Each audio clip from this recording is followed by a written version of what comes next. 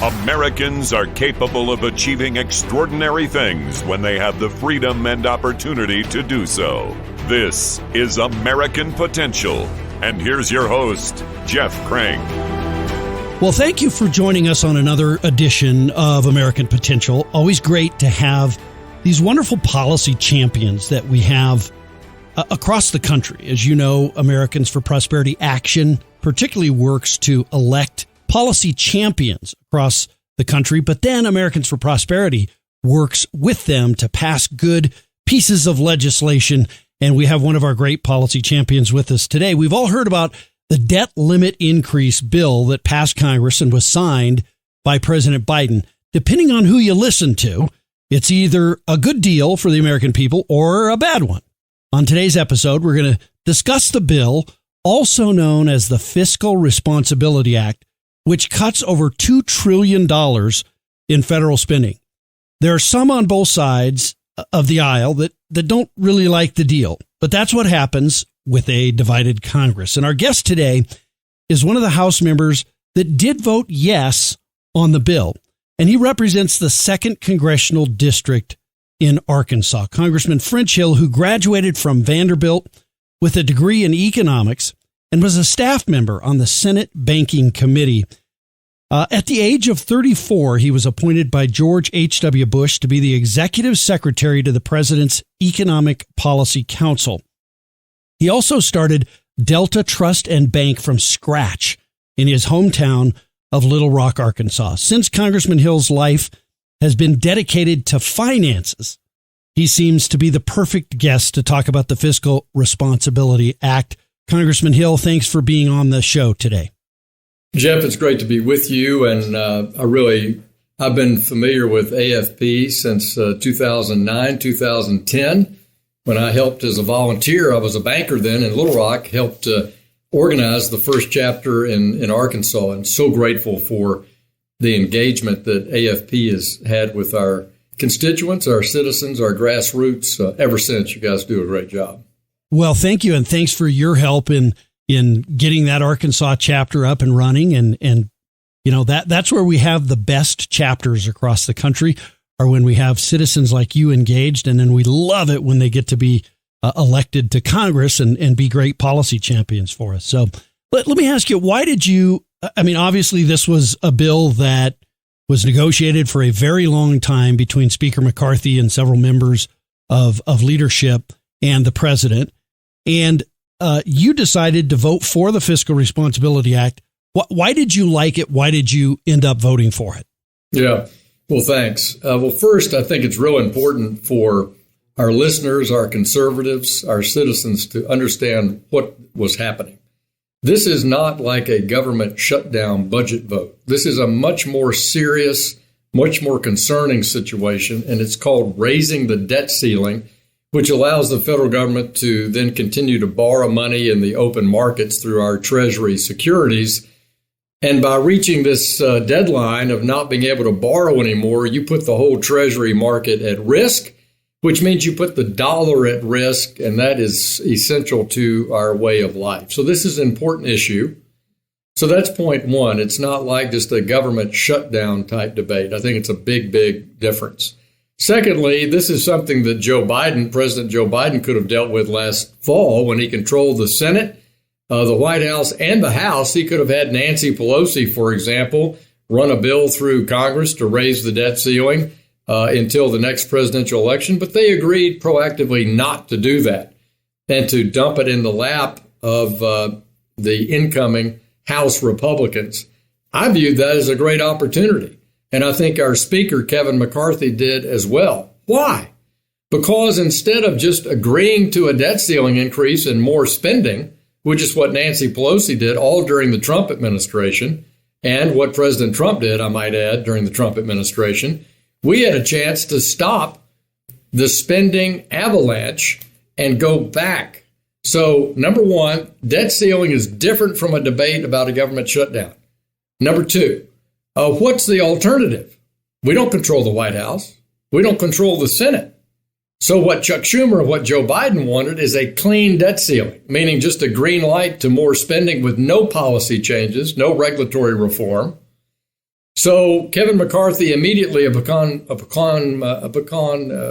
a speaker, set out to negotiate with Biden to create a conservative, responsible approach to the debt ceiling. And Biden stiff-armed him, gave him the Heisman for 100 days.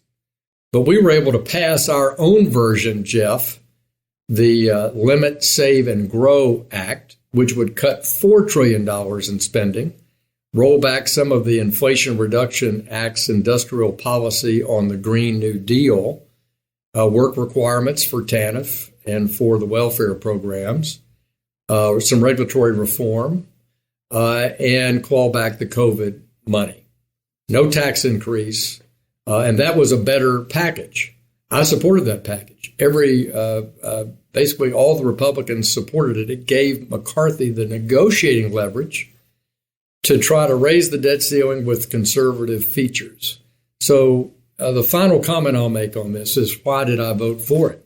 I always ask myself, after I've read a bill, studied the issue, I ask, is this better than current law? Is this better than current law? Well, current law is Joe Biden. Right. Current law is Joe Biden's spending, where the government's 40% spending 40% more than we were just before the pandemic. It's insane. So it was an easy vote. Don't disrupt the Treasury securities market and extend the debt ceiling, but with conservative principles.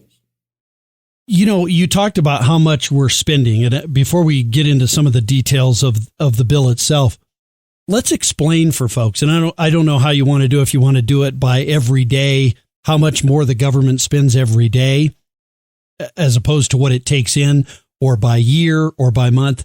But we are living well beyond our means, and we continue to pile more and more onto the national debt daily, by the hour, by the minute. Let's talk about first how dire of a situation really it is becoming. Well, we have $31 trillion in debt now, total. That's debt owed to ourselves, as well as debt owed to other people outside the United States. And our economy is $26 trillion. So we have more debt than we have GDP. That's never a good thing. The last time it was this large was at the end of World War II, after we'd gone through a depression, and it dramatically increased the size of government under Franklin Delano Roosevelt during the Depression, and then marshaled all the resources that we have to fight and win World War II. So think about that. This debt has grown this large principally because we have unchecked mandatory spending programs in our social welfare arena, Medicare, Medicaid, Social Security obligations. That's 2/3 of the budget. It runs on demographics. It's inflation adjusted. It's on autopilot. But 1/3 of the budget is what we vote on in Congress. That's what's being debated right now as a result of this debt ceiling increase. And here's the shocking news on that part of the budget, the 1/3 of the budget that we vote on. When I came to Congress in 2015, we spent about $4.1 trillion to run the whole government, everything, soup to nuts, discretionary and those mandatory programs like Medicare and Medicaid.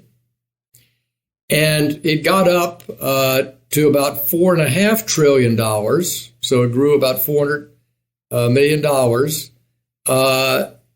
right before the pandemic. And that growth was principally because Donald Trump wanted to add defense spending that Obama had cut. So between the pandemic and now, let's hear about that. We're now spending $6.5 trillion. Hello? $6.5 trillion.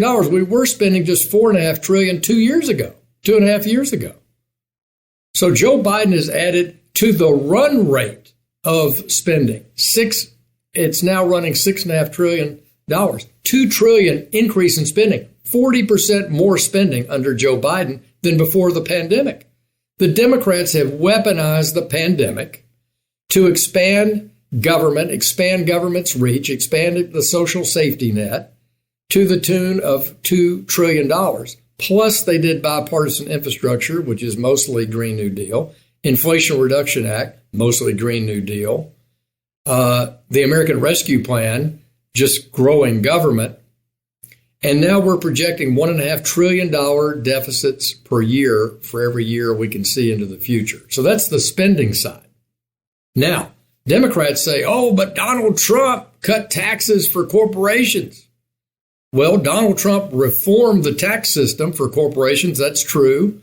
Allowed $1 trillion to come back to the U.S. for investment in our country. He took millions of people off the tax rolls at the low end. He made it simpler to file. And you know what revenues did? Did revenues go down like Democrats talk about all the time, ad nauseum? No. Revenues have gone up since the 2017 implementation of the Tax Cuts and Jobs Act, and we now have revenue at 20% of GDP. It's a 70-year, 7-decade high in the revenue being received by the federal government due to those tax reforms. So we have more revenue than ever. The problem is spending. It's not a revenue problem like Joe Biden always talks about. It's a spending problem. We're now spending 25% of GDP, a record.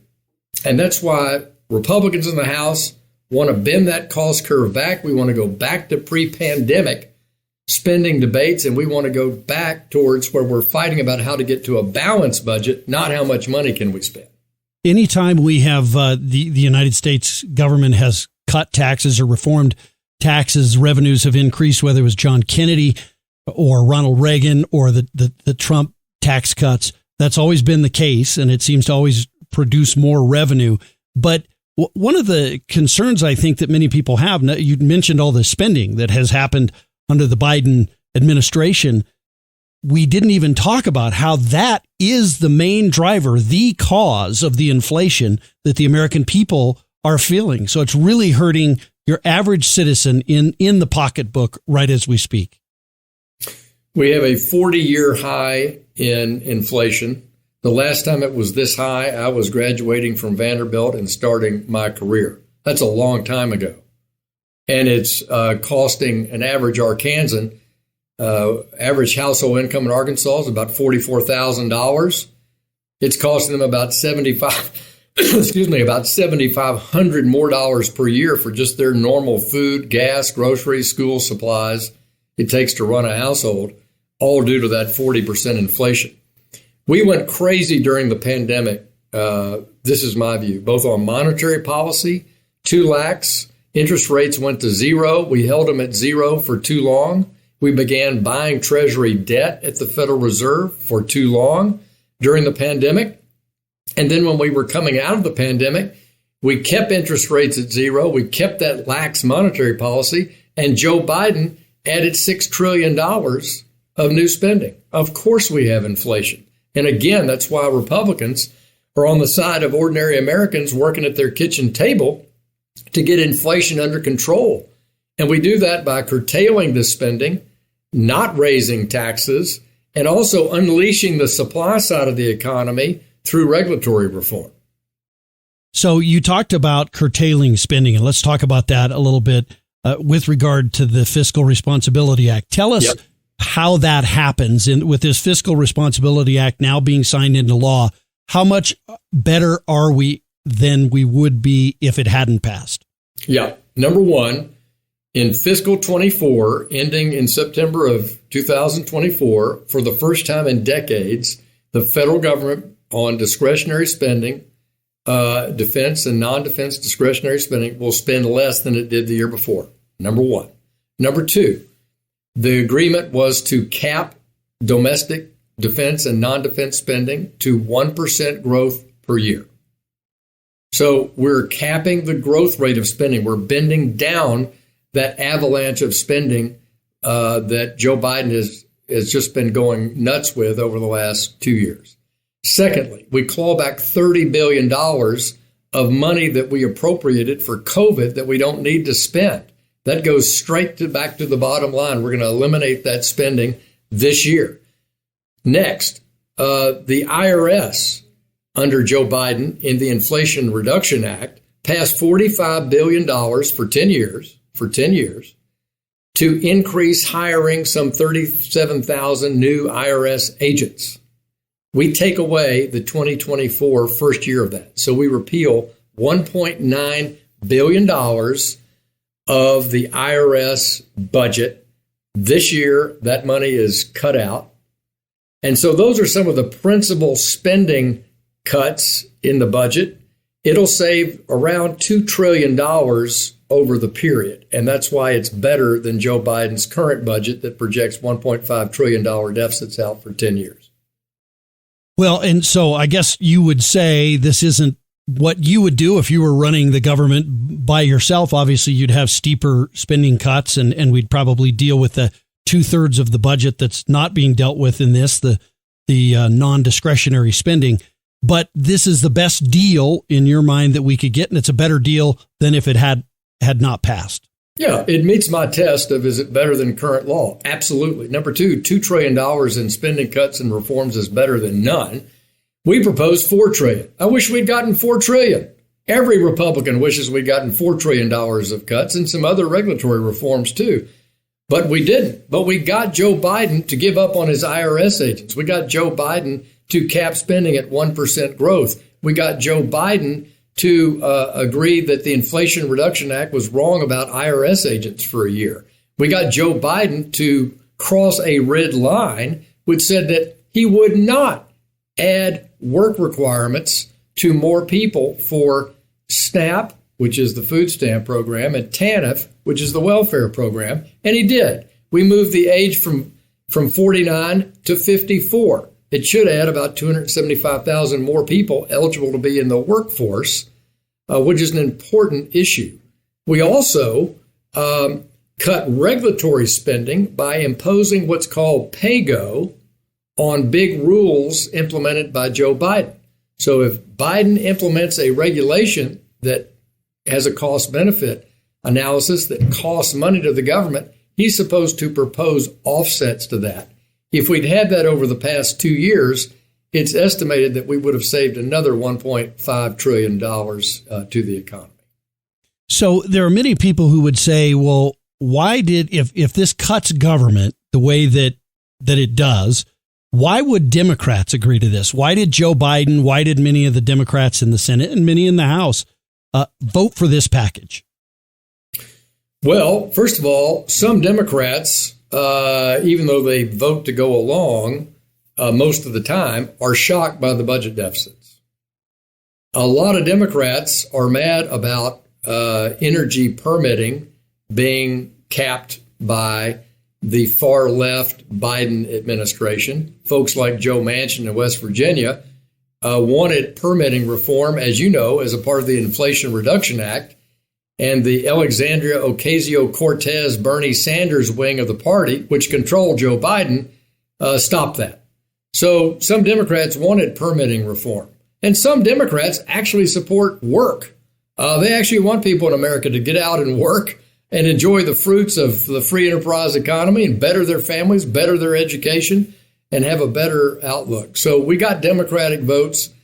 But I think the only reason we lost some Republican votes is that they wanted more spending cuts. They wanted that $4 trillion. But 68% of the Republicans in the House voted for this bill because they recognized it's the best they could get out of a Democratic president and a Democratic Senate. And even though we're disappointed, we know the country is better off with the Fiscal Responsibility Act than a clean debt ceiling, which is what Schumer and Biden proposed. One of the things, as I understand it, that's in this legislation, and I love this, is because I get so frustrated with the fact that Congress doesn't get its job done. They don't pass the 13 appropriations bills. They throw it in at the end into a continuing resolution or an omnibus spending bill. My understanding is that under this legislation, if it goes to a continuing resolution, it actually is going to start crimping down spending. Will have to be less than it was the previous year, which will be a real a real windfall towards getting members of the Congress who want to spend more money, usually, that it would get them to actually get their job done and go through the appropriations bills and have regular order in the House and Senate. Well, Jeff, you're right. And I think this has got the potential of being a very good tool. I credit Thomas Massey of Kentucky and Tom Emmer of Minnesota, both for strongly advocating for this during our spring brainstorming sessions. Bottom line is typically the House, under Democrats and under Republicans, gets most of the appropriations bills passed through the Appropriations Committee, through regular order. In other words, most of the time the House does its work. They might bog down on Homeland Security budget because of the border debate, or they might bog down on labor and health. But most of the time they do it. The Senate never does it in the recent years. They just don't even pick up the pen and do the work. And so you're exactly right. This is a bit of a stick to say to Congress, pass all the appropriations bills before September 30th, and then you can go to a conference and you'll actually have a appropriations process that passes both houses. It won't be an omnibus spending bill, to your point. In our House rules, adopted and led by Kevin McCarthy, we abolished omnibus spending bills. You may not bring one to the House floor. So that's one of the most important changes we made this year as Kevin became the Speaker, undoing all the bad Pelosi policies. That's one of them. But this says that if you have a bill, one of those 12 or 13 bills that doesn't pass, and it has to go to a CR for that department of government, let's take Homeland Security, then it would have to be at 99% of FY23 spending. So it's a stick to get people to do their job, do their work, debate those bills, and move forward. So it'll be interesting to see how it works in practice. Yeah, this has been really one of the terrible tragedies over the last 10 or 20 years is Congress moving away from regular order and passing those individual appropriations bills where members of Congress can go into committee. They're experts on those issues, can develop and put them. But it seems like the big spenders in Washington, those who want more money, felt like if you just threw it all into a big bill at the end, you could sneak stuff into a Christmas tree bill, as it's called, and get it passed, and people just wouldn't notice it until it was too late. This is a major reform. It is. And Jeff B., let's be clear, it's an equal opportunity abuse that you described. Yes. These are defense hawks. These are social policy liberals. These are pork barrel project people in their district. There is no partisan.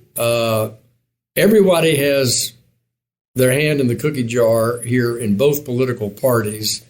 And some presidents have been good disciplinarians on spending. Others have not. Donald Trump was not a disciplinary person on spending. Sorry. Right. He wasn't. It was terrible. And Joe Biden's worse. Obama was bad, but he got constrained by House Republicans led by John Boehner, who now a lot of conservatives don't like John Boehner. But let me tell you, Boehner's constraint on the 2011 CAPS deal capped spending for about 9 years. It didn't grow. So, that's why. And it was also connected to a debt ceiling negotiation, which is why these debt ceiling negotiations offer conservatives a chance to pull back the reins of runaway government spending. Well, final question for you, Congressman. You led the effort really to help get Kevin McCarthy in the speaker's seat. We all kind of watched the drama right around Christmas time when that happened in the election, or right after Christmas time, the election of the new speaker. But tell us, how do you think he did in these negotiations with the president and Chuck Schumer as well? Yeah. Well, one of the best decisions he made was to get Chuck Schumer out of the room. In the last couple of weeks, we started making progress when the gentleman from New York was not in the picture. But look, McCarthy has built consensus inside the Republican conference over the past few months. We passed historic border security reform. We passed historic energy freedom legislation.